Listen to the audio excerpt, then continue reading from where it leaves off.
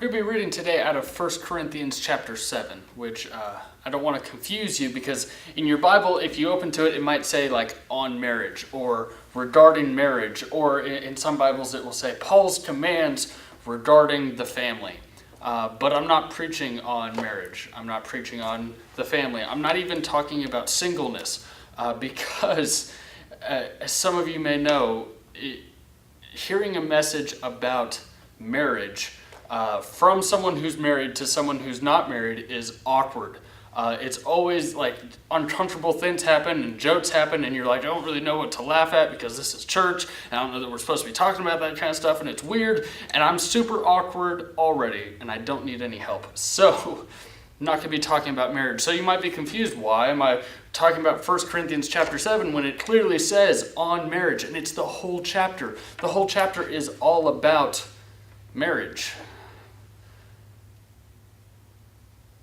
And I am married, so I guess I could talk about it. But for a while, this was actually a passage that I struggled with. It was a passage that is just honestly super weird. It's one of those that sounds so strange to a 21st century ear. And it sounds so strange because it seemed to go against everything of what I knew about what it meant to be a Christian and what it meant to be a good husband and a good father someday and all of these things. And it seemed like Paul was saying, hey, it is so much better to be single. And this is where Paul talks about the gift of singleness. And we like to joke about that and say, oh, you haven't found your one because you've got the gift of Paul. And then Paul also says, it is better to marry than to burn with passion. I mean, can you imagine somebody proposing to their significant other of, hey, I would really hate to burn with passion, and you seem like a good alternative, so you want to get married? I don't think that they would get a yes out of that. It's such a weird line. Like, well, okay, I guess marriage is important because you don't want to burn with passion. It's a weird chapter. And honestly, I've read it over and over, and I've tried to understand it, and I've heard it preached from it, and I just don't get it. Or I didn't get it. I didn't understand why Paul had this laundry list of answers. Because one thing we have to understand is 1st and 2nd Corinthians are epistles. They're letters. They're in response to something else. And the thing is, we don't actually get the original letters. We don't get what the Corinthian church was asking. We don't get, hey, Paul, what's up with this? We only get his response. It's like a one-sided conversation. And so we don't know exactly what it was that caused Paul to write this huge, long list of here's what to do, and here's what not to do, and here's what's best, and here's a good option, and here's what's not a good option, and here's what God says, and here's what I say, and we don't know. But we can probably guess that the Corinthians had some questions. We can probably guess that they were asking some specific scenarios like, Paul, okay, we've got somebody in our church and they're like this, but somebody says that they should be like this, but they don't really know what to do and we're trying to help them out, but we don't really know what to do. So Paul, what do you suggest? So Paul goes through and he lists out, he's like, in the case of this, do this. In the case of this, do that. Because some people in the Corinthian church thought that the command go forth and multiply was like one of the most important commands in Scripture. So it was like, if I don't marry and have a family and start this, then how am I going to build the church? How am I going to establish God's kingdom on earth? So they thought, being the family man, that's what God wants. So if you're not, then you're missing it somewhere. But then some of the other Corinthians were like, hold up, wait, Jesus was single. If you really want to be Christ-like, if you really want to be super spiritual, you'll forget all of the physical lust and the physical pleasure and you'll be single just like Jesus. So you could understand why they had so many questions, why the Corinthian church was so confused and why they wrote their letter to Paul saying, hey, what's up with this? So Paul answers them. He gives a long list, and most of the time he's saying, hey, this is what God says, and sometimes he's saying, this is just my opinion. I'm not really sure. This is what, in my experience, has been best. But it still doesn't make sense. It still seems like he's making marriage sound like a cop-out, like he's making a family sound like a second best. But I'm not talking about marriage, remember? I'm not talking about family. I'm not talking about any of that, and really, neither is Paul. And it took me a long time to understand that, and it wasn't until I read this one verse, but I won't spoil it for you. So let's go ahead and read the text. In 1 Corinthians chapter 7, starting with verse 17, he says, "Nevertheless, each one should retain the place in life that the Lord assigned to him, and to which God has called him. This is the rule I lay down in all the churches. Was a man already circumcised when he was called? He should not become uncircumcised. Was a man uncircumcised when he was called? He should not become circumcised. Circumcision is nothing, and uncircumcision is nothing. Keeping God's commands is what counts. Each one should remain in the situation which he was in when God called him. Were you a slave when you were called? Don't let it trouble you. Although if you can gain your freedom, do so. For he who was a slave when he was called by the Lord is God's freed man. Similarly, he who was a free man when he was called is Christ's slave. You were bought at a price. Don't become slaves of men. Brothers, each man as responsible to God should remain in the situation God called him to." Now about virgins. Paul was great at transitional statements. Like, hey, about virgins. "I have no command from the Lord, but I have a judgment as one who, by the Lord's mercy, is trustworthy." He's saying, I'm not saying God said this, but I'm an apostle. I know what I'm talking about. In my experience, here's what I think. Because of the present crisis, I think that it is good for you to remain as you are. Are you married? Do not seek a divorce. Are you unmarried? Do not look for a wife. But if you do marry, you have not sinned. And if a virgin marries, she has not sinned. But those who marry will face many troubles in this life. And I want to spare you from this. I promise I'm not talking about marriage. I promise I'm not talking about singleness. I'm not talking about being content where you're at. Because Paul says in verse 29, "What I mean, brothers, is that the time is short.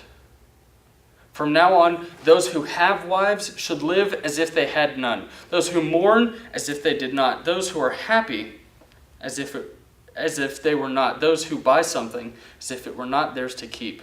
Those who use the things of this world as if not engrossed in them. For this world in its present form is passing away."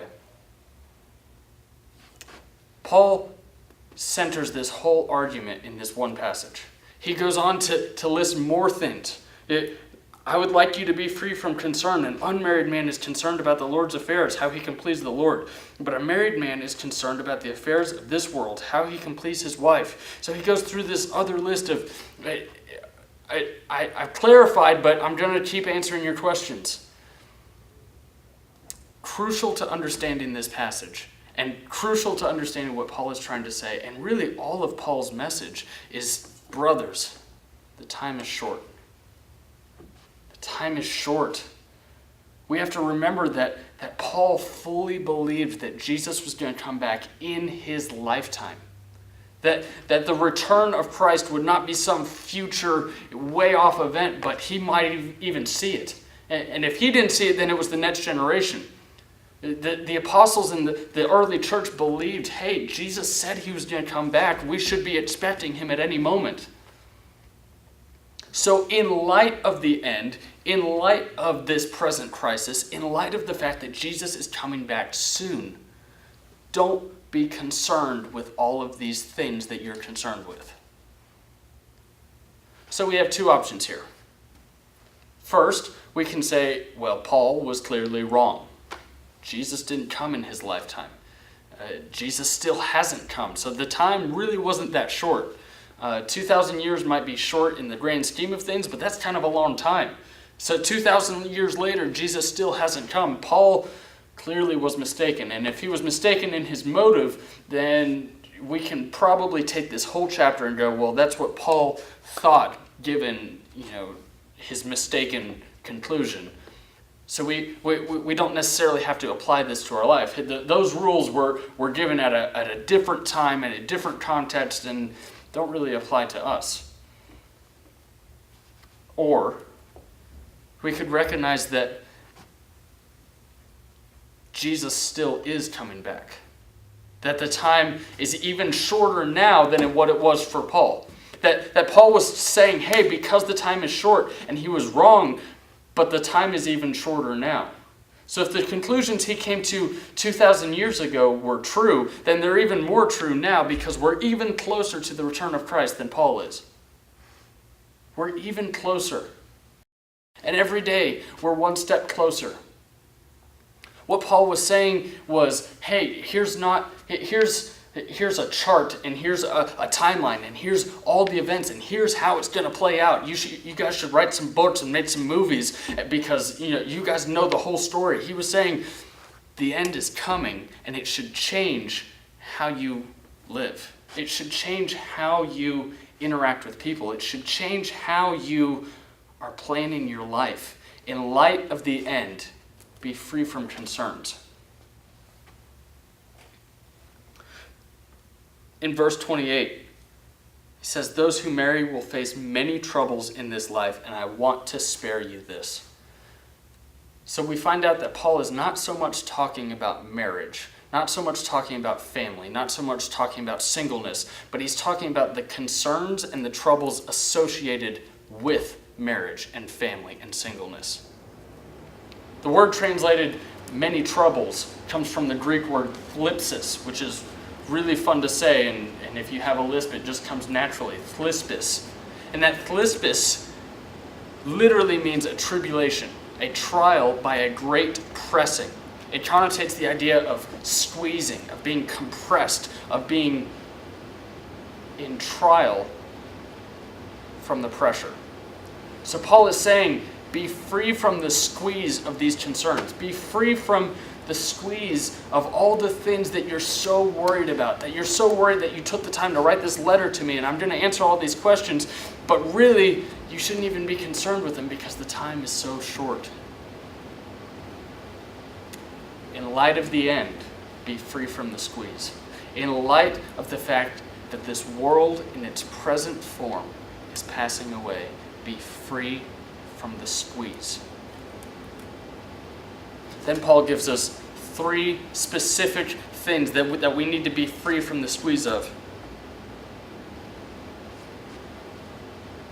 Verse 29, what I mean, brothers, is that the time is short. From now on, those who have wives should live as if they had none. Now, if there was ever a perfect example of the dangers of taking one verse totally out of context and applying it to your life, it would be this one. There's no way that Paul means for us to take this totally out of context and totally literally. If you have a wife, pretend like you don't.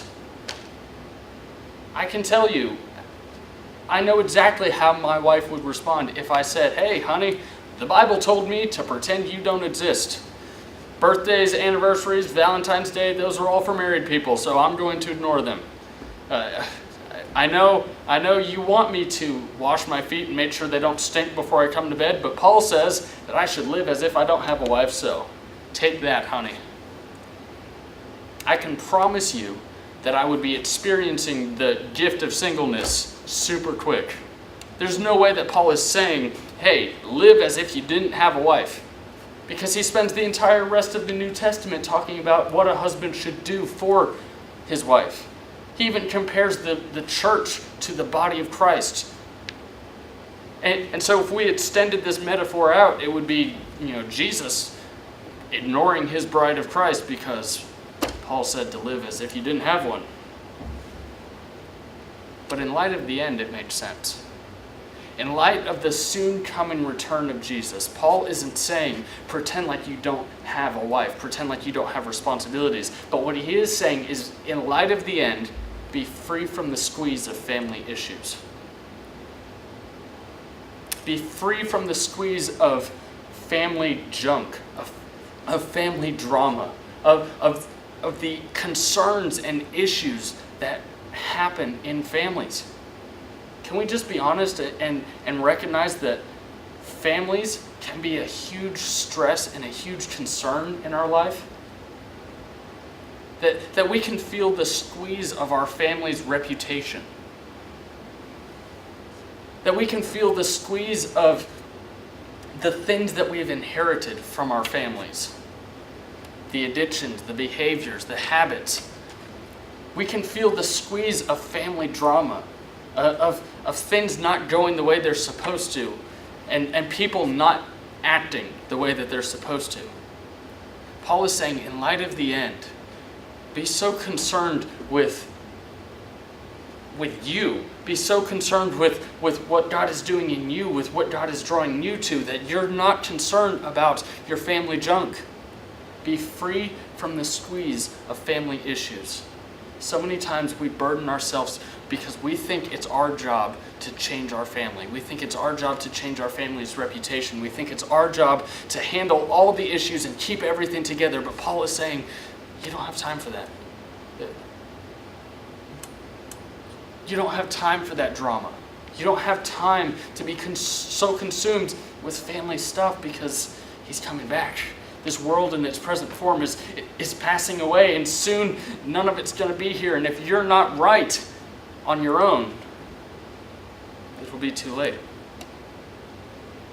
Paul's not saying avoid conflict. Paul's not saying, don't ever help people. But what he's saying is be free from the thlipsis, the trial, the tribulation of being so stressed out about your family, about being so worried and concerned about what you can't control. Next thing, it says, those who mourn as if they did not, those who are happy as if they were not. Be free from the squeeze of emotional extremes. In light of the end, be free from the squeeze of emotional extremes. This verse honestly would make way more sense if it just left it at mourn. It said, hey, there's no time to be sad because Jesus is coming and it's going to be awesome. There's no time to be depressed and cry because he's about to come and bring victory. But it also says, those who are happy as if they were not. In light of the end, we don't have time for emotional extremes. In light of the end, we don't have time to be driven by what we feel. In light of the end, we don't have time to be enslaved by our emotions. We have to recognize the context of the first century church. That in that culture, both mourning and happiness were causes for fanfare. They were to mourn the dead and to celebrate a victory were both festivals almost. That daily routines would stop, jobs would stop working, people would stop what they were doing, and for weeks sometimes mourn or celebrate. Now again, Paul isn't saying that there's anything wrong with mourning and celebrating. Jesus even said, blessed are those who mourn. And Paul calls us to rejoice and be glad. There's nothing wrong with the emotion itself. What's wrong is being driven back and forth by these extremes. Paul is saying, in light of the end, we don't have time to be caught in the middle. We don't have time to be caught in emotional extremes. We don't have time to be driven by our feelings. We don't have time to be so concerned with how we feel in the moment that we've lost sight of the big picture. We don't have time. Time is running out, and every day we are closer to Christ's return. And every day we're closer and closer to a world that won't get another shot. We're closer and closer to a reality of people who were driven by their feelings, who will not make it into heaven. The writer of Ecclesiastes says there's a time for everything under the sun. But when time is running out, where are we? When time is running out, do we recognize what season we're in? There's no more time for me to be dictated by how I'm feeling in a given moment. Because he's coming back. And finally, Paul concludes it all by saying, those who buy something as if it were not theirs to keep, those who use the things of this world as if not engrossed in them, for this world in its present form is passing away. Paul is calling for a radical break from everything that the world teaches us. Paul is calling us to be free from stuff. In light of the end, be free from the squeeze of stuff. Be free to use things without being used by your things. Be free to be in the world, but not of the world. To enjoy the things that the world offers, but not be engrossed in them. This is bigger than just materialism. This is bigger than, no, you don't need that swimming pool and super nice car. Live a more humble life. Paul calls all things of the world into question. All of it. Stuff encompasses our life. It's a human tendency to acquire stuff and to give stuff at every season of our life.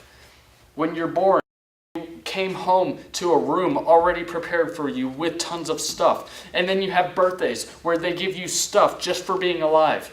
And then you move out and you have a graduation party. And then you get married and you have a bridal shower. And then you have another baby and you get more stuff. And it's just stuff and stuff and stuff forever. And until one day we realize all we have is stuff. All we have are the physical things that we filled the voids in our souls with. Paul is calling us against the human sickness of calling this place home. When we should be looking to the stars, when we should be looking up to heaven and going, I'm waiting to get to where you are, God. This is a temporary planet. This is a temporary home. These things that I'm bothered with are just temporary. These things that I'm so consumed with are just temporary. In light of the end, be free from the squeeze. What's squeezing you? What is concerning you? What is bothering you? What is your whole focus? What is the content of your prayers? Does it reflect that the end is near? Does it reflect that Jesus could come back at any minute? Does it reflect that the world in its present form is passing away? Or does it reflect the idea that you've made your home here?